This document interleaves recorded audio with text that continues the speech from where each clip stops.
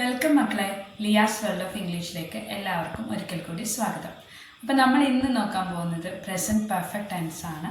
നമ്മൾ simple present നോക്കി, present continuous നോക്കി, ഇനി പ്രസൻറ്റ് പെർഫെക്റ്റ്. എന്താണ് present perfect tense? Present perfect tense എന്ന് പറഞ്ഞാൽ നമ്മളൊരു ആക്ഷൻ അല്ലെങ്കിൽ നമ്മുടെ ഒരു പ്രവൃത്തി പാസ്റ്റിൽ തുടങ്ങുന്നു എന്ന് പറഞ്ഞാൽ കഴിഞ്ഞു പോയ കാലഘട്ടത്തിൽ തുടങ്ങുന്നു, പക്ഷെ അതിൻ്റെ സ്വാധീനം നമുക്കിപ്പോഴും വർത്തമാന കാലഘട്ടത്തിലും തുടരുന്ന ഒരു ടെൻസിനാണ് നമ്മൾ പ്രസൻറ്റ് പെർഫെക്റ്റ് ടെൻസ് എന്ന് പറയുന്നത്.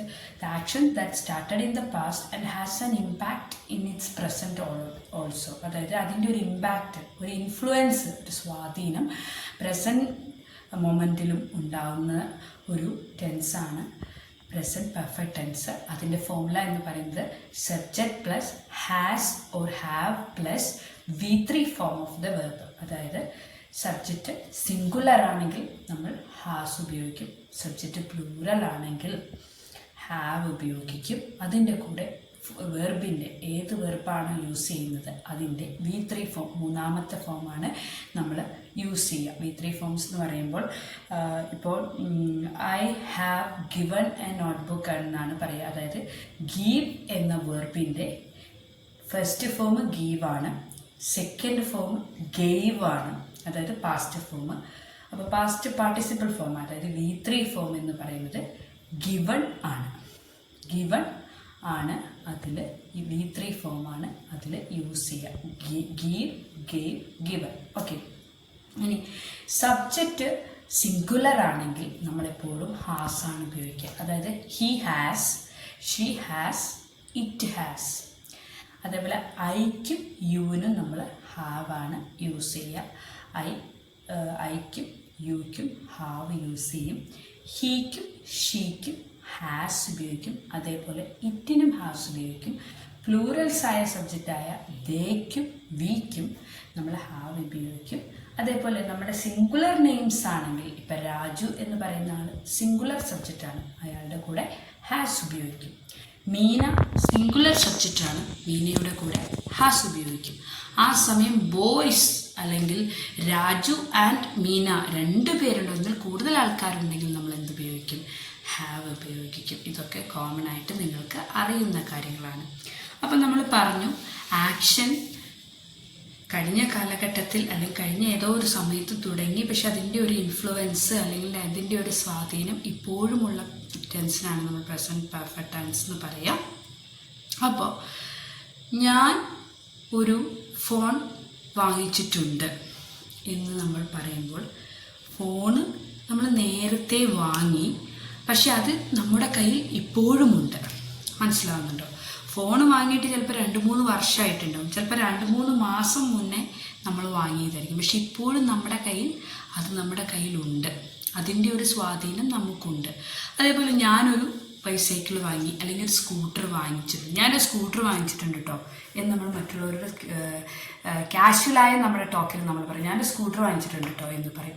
അപ്പോൾ ആ സ്കൂട്ടർ വാങ്ങിച്ചിട്ടുണ്ടെന്ന അർത്ഥം അതായത് ഇന്നലെ വാങ്ങിയെന്നോ മിനിഞ്ഞാന്ന് വാങ്ങിയോ ഒന്നുമല്ല. ചിലപ്പോൾ ഞാൻ സ്കൂട്ടർ വാങ്ങിച്ചിട്ട് 3-4 മാസം മുന്നേ വാങ്ങിയതായിരിക്കും, പക്ഷെ അതിപ്പോഴും എൻ്റെ കയ്യിലുണ്ട്. അല്ലെങ്കിൽ 2-3 കൊല്ലം മുന്നേ വാങ്ങിയത്, പക്ഷെ അത് എൻ്റെ കയ്യിൽ ഇപ്പോഴും ഉണ്ട്. ആ ഒരു എക്സ്പീരിയൻസ് ഞാൻ ഇപ്പോഴും അനുഭവിക്കുന്നു എന്നാണ്. അപ്പം നമ്മൾ എങ്ങനെയാണ് I have bought A scooter അല്ലെങ്കിൽ ബൈസൈക്കിൾ എന്ന് പറയുക? എങ്ങനെയാണ്? ഐ സബ്ജക്റ്റ് സിംഗുലറാണ്, പക്ഷെ ഐക്കും യുക്കും എക്സെപ്ഷനിലുണ്ടെന്ന് നമ്മൾ ആദ്യമേ സിമ്പിൾ പ്രസൻറ്റ് ടെൻസിൽ നമ്മൾ പഠിച്ചു. സിമ്പിൾ പ്രസൻറ്റ് ടെൻസിൻ്റെ ഈ ഐൻ്റെ യുവിൻ്റെ വീൻ്റെ ഒക്കെ യൂസേജിൻ്റെ പ്രത്യേകത നമ്മൾ സിമ്പിൾ പ്രസൻറ്റ് ടെൻസിൽ ക്ലാസ്സിൽ പറയുന്നുണ്ട്. അപ്പോൾ അത് കാണാത്തവർ ആദ്യം സിമ്പിൾ പ്രസൻറ്റ് ടെൻസിൻ്റെ വീഡിയോ പോയി കാണണം കേട്ടോ. അപ്പോൾ ഐ ഹാവ്, ഐക്ക് എക്സെപ്ഷണൽ കേസാണ്, സിംഗുലറാണ് വരുന്നതെങ്കിൽ പോലും ഹാവ് ആണ് അവിടെ യൂസ് ചെയ്യുക. ബൈ എന്ന വേർബിൻ്റെ V3 ഫോം എന്ന് പറയുന്നത് ബോട്ടാണ്, BOUGHT. അപ്പോൾ I have bought A bicycle, ഞാനൊരു സൈക്കിൾ വാങ്ങിച്ചിട്ടുണ്ട് എന്നാണ് അതിൻ്റെ അർത്ഥം. ഞാൻ വാങ്ങി എന്ന് പറയുന്നത് എങ്ങനെയാണ് പറയുക? ഐ ബോട്ട് എ ബൈസൈക്കിൾ എന്ന് പറയും. ഞാൻ വാങ്ങി എന്ന് പറയുമ്പോൾ അത് കഴിഞ്ഞു, വാങ്ങിച്ചു കഴിഞ്ഞു, അത് കംപ്ലീറ്റ് ആയ ഒരു ആക്ഷനാണ്. അതാണ് സിമ്പിൾ പാസ്റ്റും അല്ലെങ്കിൽ പാസ്റ്റ് ടെൻസും പ്രസൻറ്റ് പെർഫെക്റ്റും ടെൻസും തമ്മിലുള്ള വ്യത്യാസം. മനസ്സിലാവുന്നുണ്ട്. ഞാൻ വാങ്ങി എന്ന് പറയുമ്പോൾ എൻ്റെ കാര്യം അല്ലെങ്കിൽ ഞാൻ വാങ്ങിച്ച കാര്യം അവിടെ കഴിഞ്ഞു.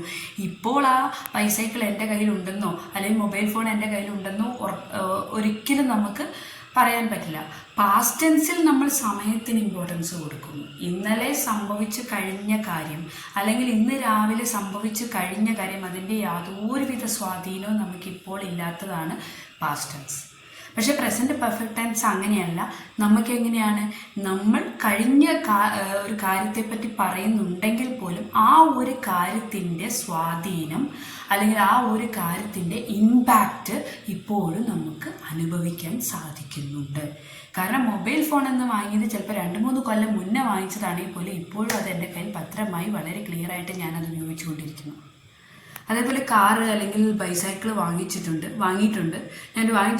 എന്ന് പറയുമ്പോൾ ചിലപ്പോൾ നമ്മൾ പുതിയ ഒരാളെ അല്ലെങ്കിൽ നമ്മുടെ ഫ്രണ്ടിനെ കുറേ വർഷങ്ങൾക്ക് ശേഷം കണ്ടിട്ട് നമ്മൾ പറയും ഞാനൊരു സ്കൂട്ടർ വാങ്ങിച്ചിട്ടുണ്ട് കേട്ടോ, അപ്പം നീ അത് എപ്പോഴാണ് വാങ്ങിച്ചതെന്ന് അത് ചോദിക്കില്ല. കാരണം ഇപ്പോഴും ആ സ്കൂട്ടർ എൻ്റെ കയ്യിലുണ്ട്. സമയത്തിന് യാതൊരു പ്രസക്തിയും ഇല്ലാത്ത ഒരു ടെൻസാണ് പ്രസൻറ്റ് പെർഫെക്റ്റ് ടെൻസ്. ആ സമയം സിമ്പിൾ പാസ്റ്റ് അല്ലെങ്കിൽ പാസ്റ്റ് ടെൻസ് അങ്ങനെയല്ല. ഞാൻ വാങ്ങി എന്ന് പറഞ്ഞാൽ ആ പരിപാടിയെ അവിടെ കഴിഞ്ഞു. ഇപ്പം അതെൻ്റെ കയ്യിലുണ്ടെന്നോ ഇല്ലെന്നോ ഒന്നും അർത്ഥമില്ല. ഓൾറെഡി ഞാനത് വാങ്ങിച്ചു കഴിഞ്ഞു. അതിൻ്റെ യാതൊരുവിധ ഇൻഫ്ലുവൻസും ഇന്നലെ കഴിഞ്ഞ ഒരു കാര്യത്തിൻ്റെ യാതൊരു ഇൻഫ്ലുവൻസും എനിക്കിപ്പോഴില്ല എന്നതാണ് ഈ ടെൻസുകൾ തമ്മിലുള്ള വ്യത്യാസം. ഓക്കെ, നെക്സ്റ്റ് എക്സാമ്പിൾ വന്നിട്ട് ഞാനൊരു സിനിമ കണ്ടിട്ടുണ്ട്. I have watched the film before എന്ന് പറയും. I have watched this film before. ഈ സിനിമ കണ്ടിട്ടുണ്ട് എന്നാണ് അർത്ഥം. അപ്പം ഞാൻ ഈ സിനിമ കണ്ടിട്ടുണ്ട് എന്ന് പറയുമ്പോൾ എന്നെ കേൾക്കുന്ന ഒരു വ്യക്തിക്ക് എന്താണ് മനസ്സിലാവുന്നത്?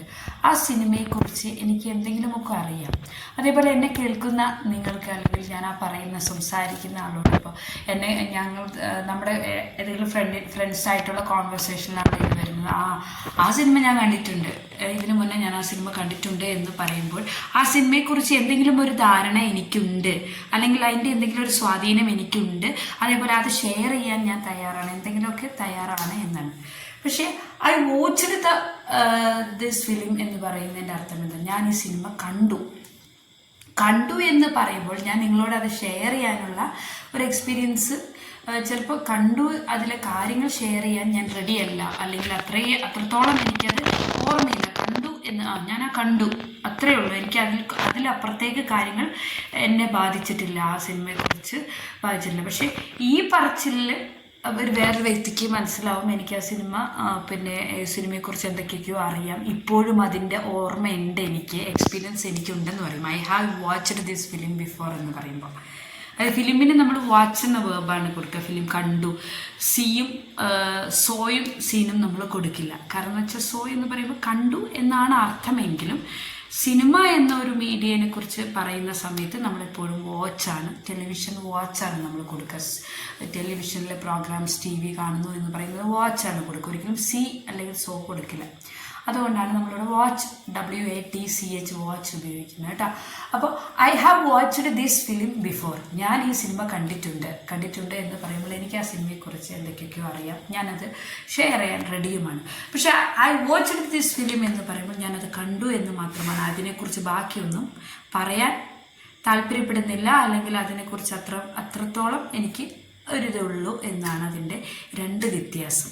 അതായത് ആ സിനിമ കണ്ടിട്ടുണ്ട് എന്ന് ഞാൻ പറയുമ്പോൾ എന്താണ്, ബാക്കി അതിൻ്റെ സ്വാധീനം എനിക്ക് വരുന്നില്ല. കണ്ടു എന്നുള്ളതും കണ്ടിട്ടുണ്ട് എന്നുള്ളതിൻ്റെയും ഡിഫറൻസാണ് ഞാൻ നിങ്ങളോട് പറഞ്ഞത്. ഇനി ആ ഇൻസിഡൻറ്റിന് ശേഷം അവൻ ഉറങ്ങിയിട്ടേയില്ല. ഏതെങ്കിലും ഒരു ഒരു ഇൻസിഡൻറ്റോ അല്ലെങ്കിൽ ആക്സിഡൻറ്റോ അങ്ങനെ എന്തെങ്കിലും ഒരു സംഭവം നമ്മുടെ ലൈഫിൽ ഉണ്ടായിട്ടുണ്ടെങ്കിൽ നമ്മൾ പറയില്ലേ, അയ്യോ ആ ഒരു സംഭവം നടന്നതിന് ശേഷം ആ കൊച്ചു ഉറങ്ങിയിട്ടേയില്ല എന്ന് പറയുമ്പോൾ നേരത്തെ നടന്ന ഒരു സംഭവമാണ്, അല്ലെങ്കിൽ നേരത്തെ നടന്ന ഒരു ഇൻസിഡൻ്റാണ്, ഒരു സംഭവമാണ്.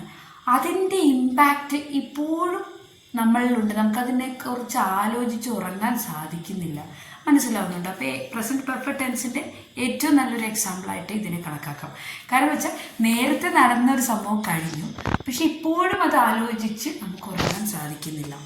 He has not slept. Sleep എന്ന വെർബിൻ്റെ V3 ഫോമാണ് സ്ലെപ്റ്റ്. Sleep, slept. അതായത് sleep first form, V1 form, slept, V2 form, V3 ഫോമും സ്ലെപ്റ്റ് തന്നെ. അപ്പോൾ സ്ലീപ്പ്, സ്ലെപ്റ്റ്. അപ്പോൾ നമ്മുടെ ഫോമുല എന്താണ്? Subject plus has or have plus V3 form of the വെർബാണ്. അപ്പോൾ അവൻ എന്നാണ് പറയുന്നതെങ്കിൽ he has not slept after that incident. ആ ഇൻസിഡൻറ്റിന് ശേഷം അവൻ ഉറങ്ങിയിട്ടേയില്ല എന്ന് വരുന്നത്. He has not slept after that incident. അപ്പോൾ ഹോപ്പ് യു ഹാവ് അണ്ടർസ്റ്റുഡ് എന്ന് വിശ്വസിക്കുന്നു. എല്ലാവർക്കും മനസ്സിലായി. പ്രസൻറ്റ് പെർഫെക്റ്റ് ടെൻസിൻ്റെ formula subject plus has or have plus V3 form of the വെർബാണ്. നേരത്തെ കഴിഞ്ഞൊരു സംഭവം അല്ലെങ്കിൽ നേരത്തെ കഴിഞ്ഞ ഒരു ലൈഫ് എക്സ്പീരിയൻസിന് ഇപ്പോഴും നമ്മുടെ വർത്തമാന സമയങ്ങളിൽ അതിൻ്റെ സ്വാധീനമുണ്ടെങ്കിൽ അത് നമ്മൾ പ്രസൻറ്റ് പെർഫെക്റ്റ് ടെൻസാണ് യൂസ് ചെയ്യുക. നേരത്തെ കഴിഞ്ഞു, അത് സമയത്തിന് യാതൊരുവിധ അടിസ്ഥാനവും പ്രസൻറ്റ് പെർഫെക്റ്റ് ടെൻസിൽ കൊടുക്കുന്നില്ല. Actions that happened in the past but it has N impact in its present. ഒരു ഇൻഫ്ലുവൻസ് പ്രസൻറ്റിലും കൊടുക്കുന്ന ടെൻസിനാണ് പ്രസൻറ്റ് പെർഫെക്റ്റ് ടെൻസ് എന്ന് വിളിക്കുന്നത്. Thank you for watching.